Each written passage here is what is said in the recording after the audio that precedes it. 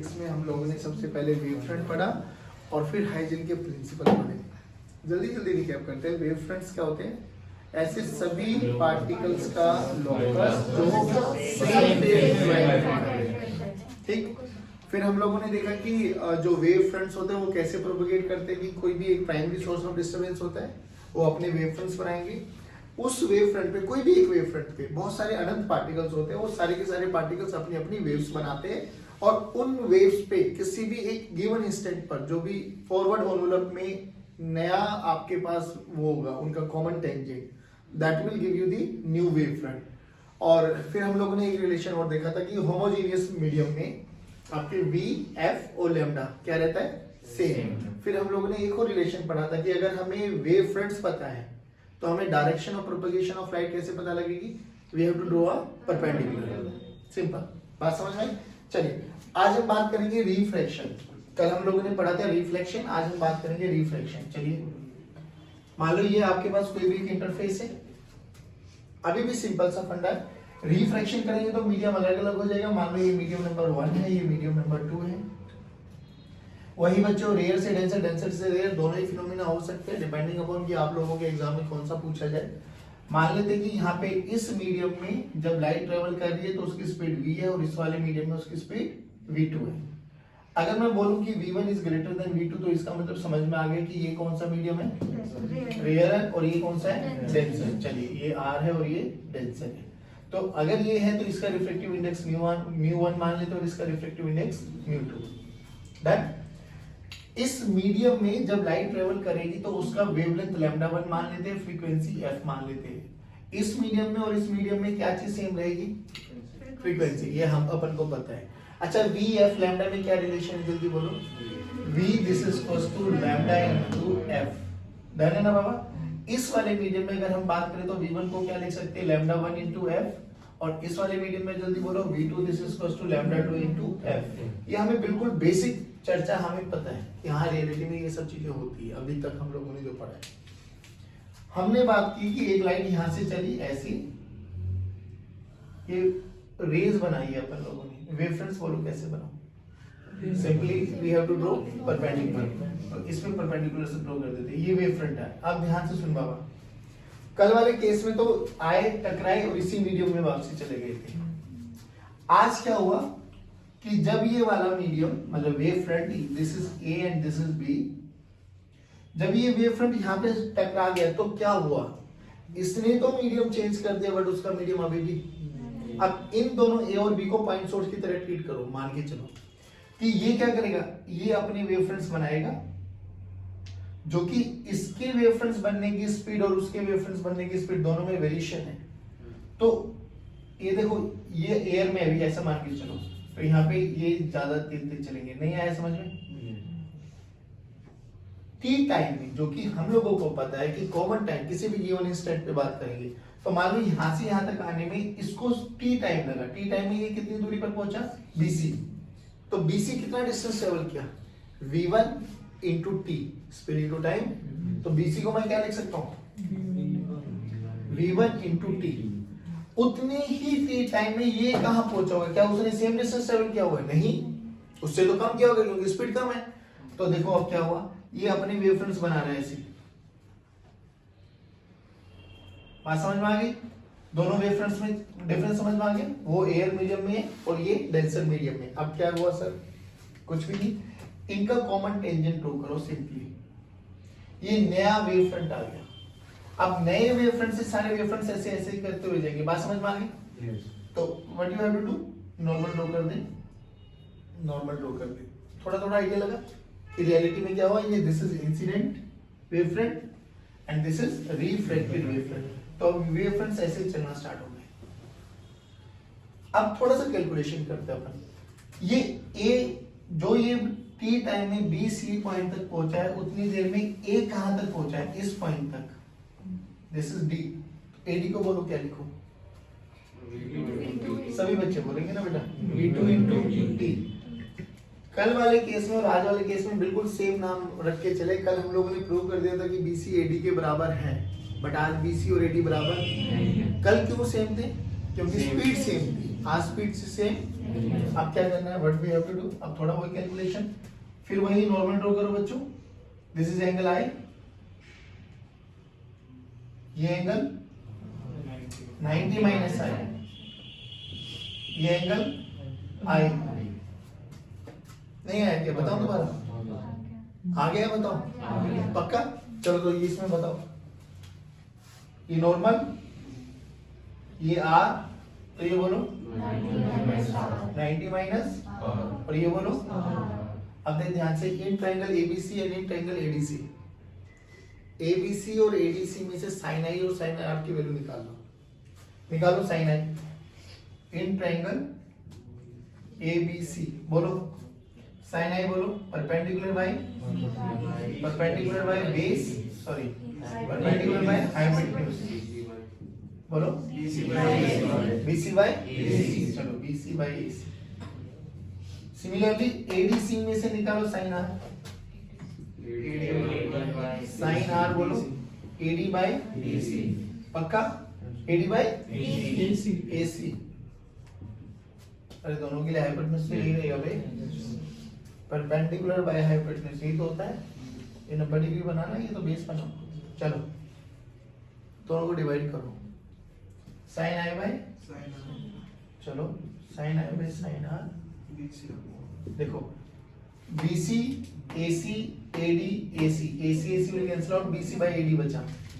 This is BC by BC की value देखो, V1 V2 T को, V1 की वैल्यू देखो लैम्डा 1 इंटू एफ, नीचे देखो एफ ने एफ को, lambda is inversely proportional to mu, lambda is inversely proportional to, भूल गए हो तुम?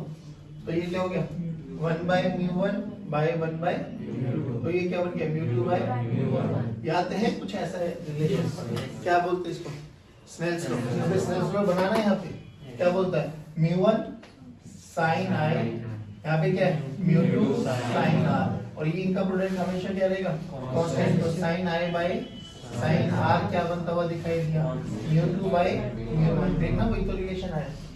तो ये प्रूव कर दिया उन्होंने by using Huygens principle laws of refraction. क्या प्रूव कर दिया? अब ये हम जो बात करें ये रेयर से डेंसर कर रहे हैं ना। अगर आपकी क्लास में आपके स्कूल में कुछ भी पूछा जाए कि डेंसर टू रेयर कर सकते हो, कर बना सकते हो, बिल्कुल सही, बिल्कुल कोई दिक्कत नहीं है। अब बिल्कुल इस केस में ये वाले तेज हो जाएंगे और ये वाले धीरे धीरे नहीं आया, तो ये जितना टाइम लेगा उतने टाइम में ये डिस्टेंस कम हो जाएगा और ये ज्यादा हो जाएगा, तो ये अपने आप ही इस तरह बेंड होता हुआ दिखाई दे जाएगा away from the normal. Done है समझ पक्का? खुदा अभी जो टॉपिक पढ़ रहे हैं ना, ये टॉपिक ये समझ के चलना कि not even for 12th standard, 11th में भी जो एसएचएम पढ़ा था ना हम लोगों ने, उसके भी बहुत सारे न्यूमेरिकल्स में तेरे लिए बहुत हेल्प मिलने वाली है इससे। अभी हम बात करेंगे सुपरपोजिशन ऑफ वेव्स और इंटरफेरेंस ऑफ वेव्स। अभी इंटरफेरेंस कैसे होता है थोड़ा सा आइडिया देता हूं आपको। देखो हम अभी YDSC के बारे में बात करने वाले, बट YDSC से पहले ना बहुत जनरल चीजें बताता हूं आप लोगों को कि रियलिटी में क्या होता है। मान लो ये एक सोर्स है आपके पास, ठीक है बाबू। अब ये प्राइमरी सोर्स बना आपके पास, सोर्स ऑफ डिस्टरबेंस, ये अपने वेव फ्रंट्स बनाएगा। तो कहीं पर भी मान लो एक ये आपके पास बहुत छोटी सी ओपनिंग रख दी हम लोगों ने, बहुत छोटी सी ओपनिंग है। तो जब ये वेव फ्रंट्स यहां पर आएंगे तो वही वेव फ्रंट यहां पर भी ट्रेवल करेगा। अब हमने ये बोला था कल कि इस वेव फ्रंट पे जो ये दो पार्टिकल है, let us suppose S1 and S2, ये नए सोर्स ऑफ डिस्टरबेंस बनेंगे। इन दोनों के पास वो सेम प्रॉपर्टी रहेगी जो इसके पास है। अगर मीडियम सेम है तो लैम्डा भी सेम रहेगा। मीडियम अगर चेंज हो गया तो फ्रीक्वेंसी तो सेम रहेगी। तो अगर इसकी फ्रीक्वेंसी f है और इसकी भी f है तो इसकी भी क्या होगी? तो क्या इन दोनों सोर्सेज की फ्रीक्वेंसी में सेम बोल सकता हूँ? मैं कह रहा हूँ चाहे किसी भी मीडियम में फ्रीक्वेंसी में कोई चेंज नहीं है। ऐसे सोर्सेज को बोलते हैं हम कोहेरेंट सोर्सेज। क्या बोलते हैं? कोहेरेंट, जिनकी फ्रीक्वेंसी सेम होनी चाहिए। क्यों? क्योंकि आगे हम लोगों को इंटरफेरेंस पैटर्न पढ़ेंगे और interference pattern sustain interference, sustain का मतलब होता है कि टाइम के साथ चेंज ना हो। उसकी बेसिक कंडीशन ये है कि दोनों सोर्स कैसे होने चाहिए, कोहेरेंट सोर्सेज। कोहेरेंट सोर्सेज जिनका फेज या तो कांस्टेंट हो, फेज डिफरेंस या तो कांस्टेंट हो या जीरो। दूसरी चीज उनकी फ्रीक्वेंसी क्या रहनी चाहिए, सेम। छोड़ो उस पे अभी और अच्छे डिटेल में बात करेंगे, बट समझ, मान यहाँ पे स्क्रीन है हमारे पास, हाँ, तो जब ये दो सोर्सेज बने बच्चों, ये दोनों के दोनों अपनी खुद की वेव्स बनाएंगे इन ऑल पॉसिबल डायरेक्शन। तो वेव में क्या आएगा, crust trough crust trough crust trough, ऐसे बनता है। अब देख ध्यान से, फॉरवर्ड डायरेक्शन मतलब आगे की तरफ, ये crust trough crust trough crust trough crust trough and so. होगा नहीं होगा इसका? अब सेम ये सोर्स जो बैठेगा क्या, नहीं, ये भी बनाएगा सेम, एक ही मीडियम है, सब कुछ सेम है, तो जितना डिस्टेंस ये मान लेना सेम से मान के चलना, अच्छा सा डायग्राम बन जाता।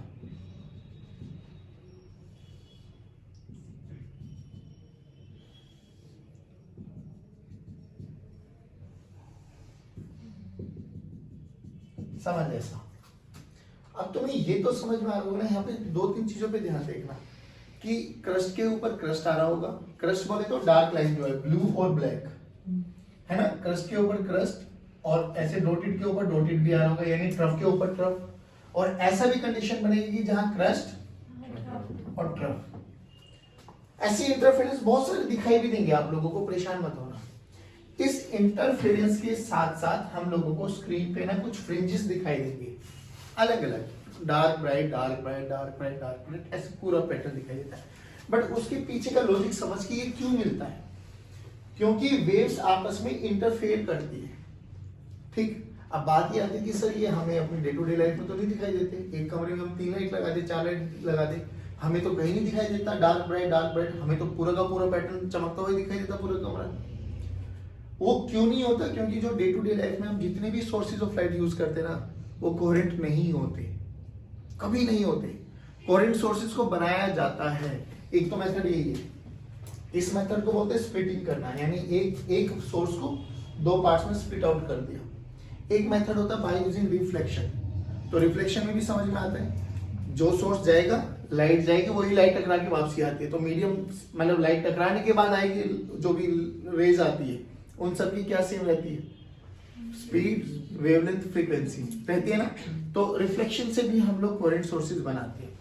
अभी यहां से देख क्या हुआ कि जब वेव्स आपस में जाकर एक दूसरे के साथ इंटरफेयर करती है तो हमें कुछ तो स्क्रीन पे दिखाई देता है, वो बाद में बात करेंगे क्या होता है। बट ये जो इंटरफेरेंस का फिनोमिना होता है ना, इसको मैथमेटिकली कैसे एनालाइज करना है, ये तो हम लोगों ने समझ लिया कि क्रस्ट के ऊपर क्रस्ट, ट्रफ के ऊपर ट्रफ आता है, ऐसा कि कुछ तो होता है कि हमें यहाँ पे अलग अलग पैटर्न दिखाई देता है, डार्क ब्राइट का कॉम्बिनेशन दिखाई देता है।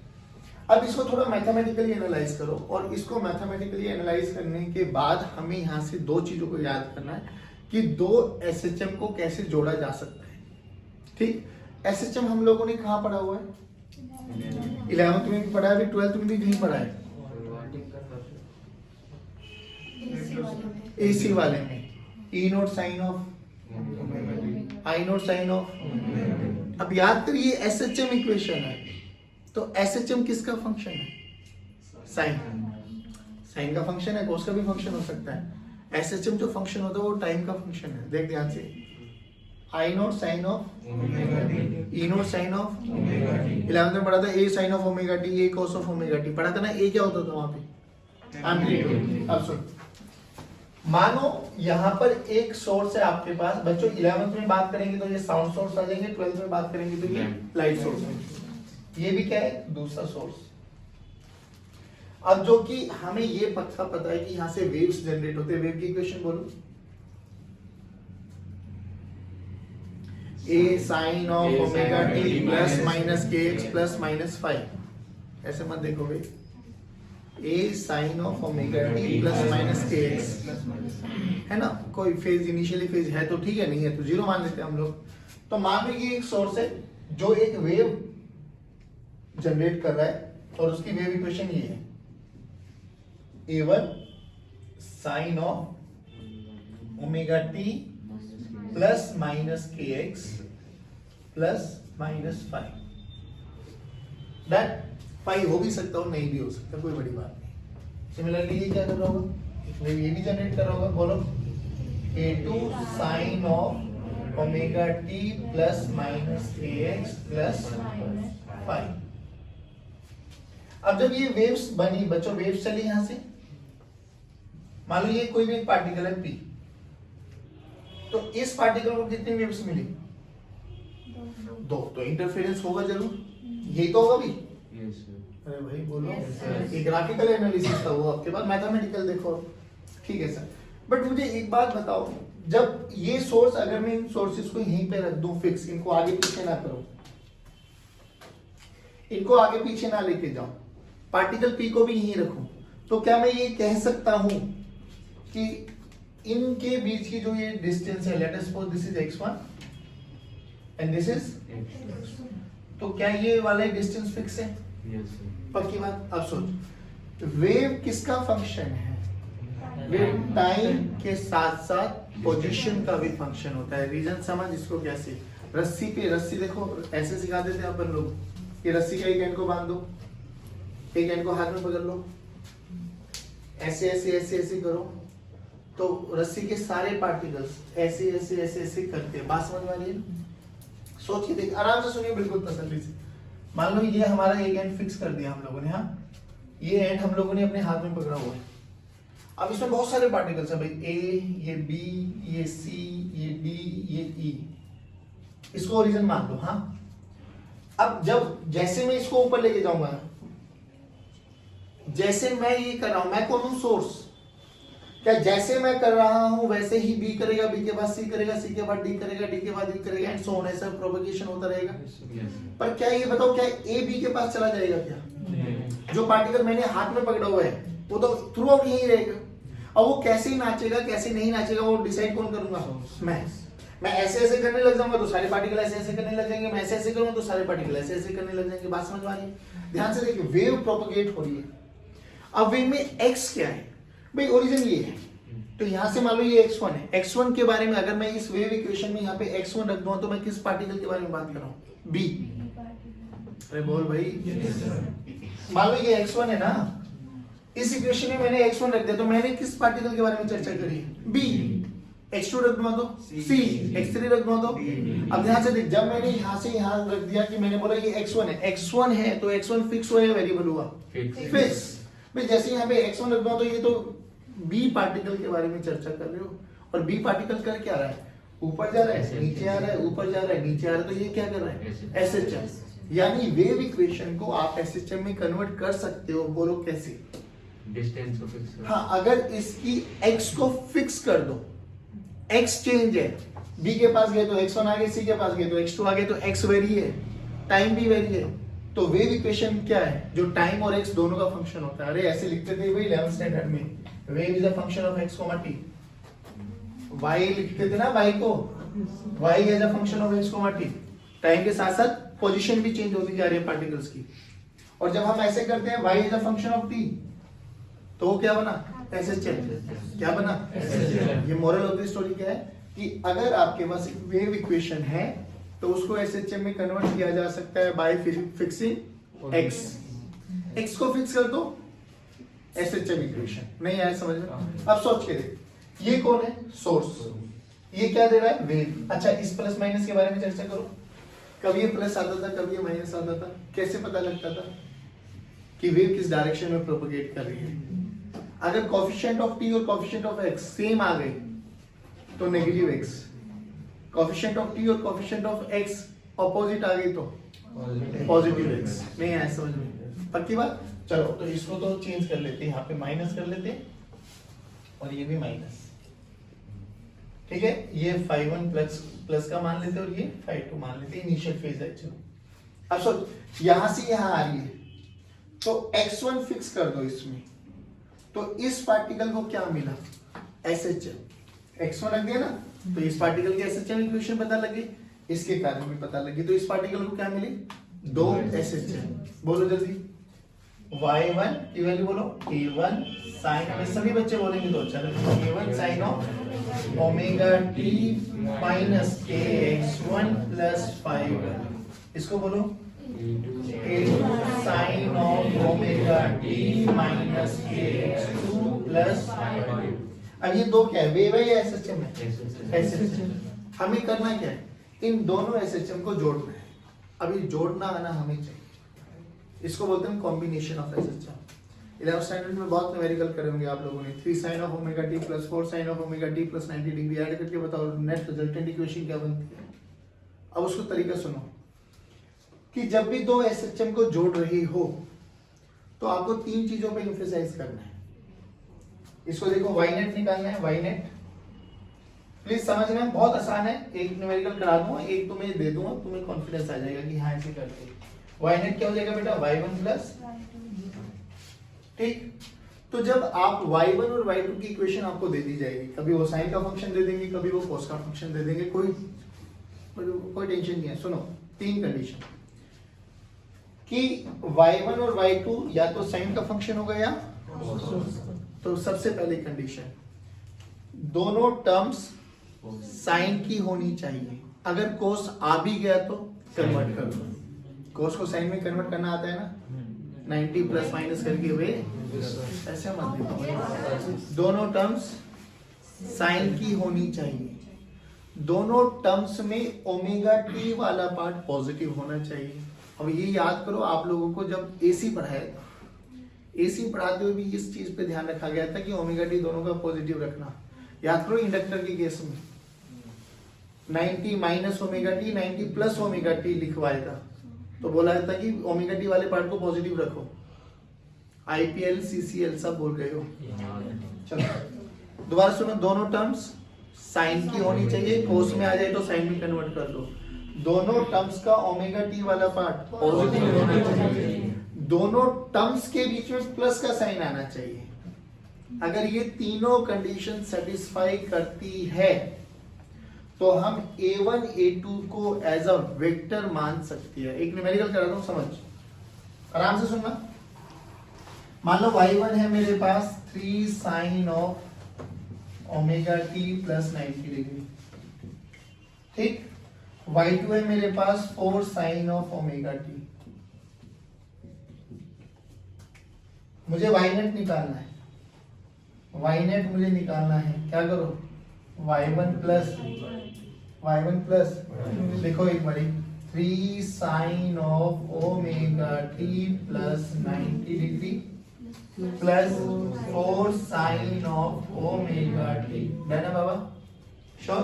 अब सुनो, आपको ना इसमें एक चीज याद रखनी है बच्चों, a1 को नीचे बनाना है, a2 को ऊपर बनाना है, और इनके बीच में 5 होगा। अब ये a1 कौन होगा, a2 कौन होगा। सुनना, सबसे पहले कंडीशन चेक करो, क्या दोनों साइन के फंक्शन है? हाँ है।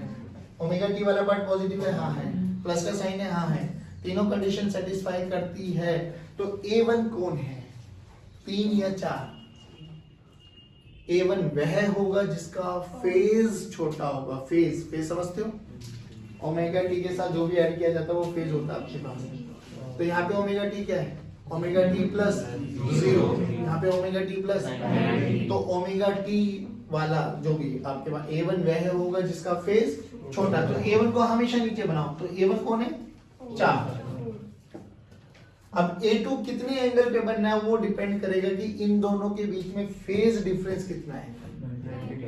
कितना है? तो इसको 90 डिग्री पे बना दो, ये बन गया 3। तो ये बना a1 और ये बना a2। अभी रुक जाओ, क्या इनका रिजल्टेंट निकाल सकते हैं? 3 4 का रिजल्टेंट बोलो 5। 3 4 का रिजल्टेंट बोलो 5। ये आ गया 5। तो ये बना a नेट। क्या बना बच्चों, a नेट बोले तो a1 और a2 का रिजल्टेंट a नेट। अच्छा ये कितने एंगल पे बना, बोलो ना अल्फा। अरे अल्फा तो ठीक है, कितना अल्फा, 37 53 3 4 5 37 डिग्री। भूल गए हो, याद करना इसको, 3 4 5 याद कर लो। 3 4 5 37 और ये 53। चलो तो अल्फा की वैल्यू कितनी है, 37। अब सुनो, मुझे इससे मतलब नहीं है, मुझे तो इन दोनों का रिजल्टेंट चाहिए भाई। रिजल्टेंट देखो, वाई नेट। वाई नेट को क्या लिखोगे, ए नेट, सुन लो भाई, sine of omega T plus phase of A1, phase of A1 plus alpha. देखो सुनाता हूं, सुनो। वाई नेट, ए नेट बोल कितना है 5, sine of omega t, phase of A1, A1 का फेज कितना है 0 प्लस अल्फा, अल्फा की वैल्यू तो रिजल्टेंट आ गया आपके पास 5 sine of omega T plus 37 degree. नहीं आया बच्चों? दोबारा सुनो, आपको 3 कंडीशन लिखनी है, खुद लिखनी है और ये डायग्राम बनाना है। कौन कौन सा सुन लो कि दोनों टर्म साइन की होनी चाहिए, ओमेगा टी वाला पार्ट पॉजिटिव होना चाहिए, बीच में साइन प्लस का होना चाहिए। अगर तीनों कंडीशन सेटिस्फाई करती है तो A1 वह होगा जिसका फेज A1 और A2 में जो फाई होगा, फाई क्या होगा, दोनों का फेज डिफरेंस, दोनों का और जो नेट रिजल्टेंट इक्वेशन बनेगी वो क्या बनेगी, A net sine of omega T plus phase of A1 plus alpha. नहीं आया समझ? पक्की बात? आप सुनो, इसको बना लेना भी, this is A net, this is alpha. एक क्वेश्चन कर दो जल्दी, सॉल्व करो। y1 की वैल्यू है आपके पास 3 sine of omega T plus 30 degree,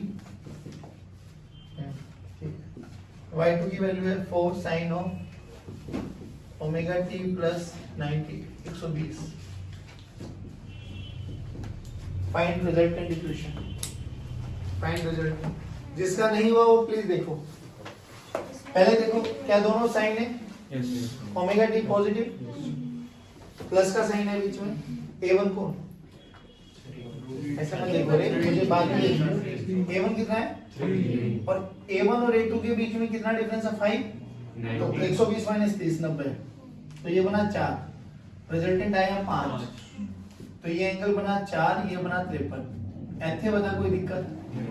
अब बोल y net, A net sine of omega T plus phase of A1, A1 ये है 30 प्लस 53। नहीं है? अब दूसरा देख, दूसरा क्या था आपके पास, y1 की वैल्यू थी 6 sine of omega T plus 30 और दूसरा y2 की वैल्यू थी 6 sine of omega T plus 120 150। Done? अब सुनो, यहाँ कुछ वेक्टर्स के नियम अगर तुम्हें पता है तो ठीक है, नहीं तो आप उसके साथ भी जा सकते हो, बेसिक के साथ, under root a square plus b square plus 2ab cos थीटा। सुन वो क्या हुआ, अब दोबारा देख, A1 कौन 6, A2 कौन 6, तो लोड ही खत्म। लेकिन A1 A2 के बीच में एंगल कितना है 120। अब देख, जब भी A का मैग्नीट्यूड और B का मैग्नीट्यूड सेम होता है और रिजल्टेंट दोनों के बीच में एंगल 120 डिग्री होता है, तो जो रिजल्टेंट होता है ना वो भी सेम आता है, आर्क का सर्कल बनता है ये बेसिकली। यानी अगर मैं इसको और इसको मिला के इसको सेंटर मान के एक आर्क बनाऊं ना, तो ये सर्कल की आर्क बन जाएगी, रिजल्टेंट भी सेम आएगा। और अगर दोनों का मैग्नीट्यूड सेम होता है तो रिजल्टेंट हमेशा एंगुलर बाइसेक्टर पे जाता है। तो ये 120 डिग्री था, तो अल्फा कितना आ गया 60। अगर भाई ये सब चीजें नहीं याद रहती ना तो परेशान होने की आवश्यकता थोड़ी ना है। याद करो वहां पे कैसे निकालते थे रिजल्टेंट, नहीं रिजल्टेंट पूछा बाबा, a square plus b square plus 2ab cos theta. चलिए ठीक है, और tan अल्फा कैसे निकालते थे, tan alpha b sin theta over a plus b cos theta. आया समझ में? तो ऐसे 60 आ गया अल्फा। रिजल्टेंट बोलो 6 sine of omega t plus phase of a1 a1 a1 a1 a1 a1 30 और अल्फा 60 तो 90। तो ओमेगा टी प्लस 90 साइन है तो कोस में कन्वर्ट हो जाएगा। अरे बोलो भाई, नहीं आया? पक्की बात है।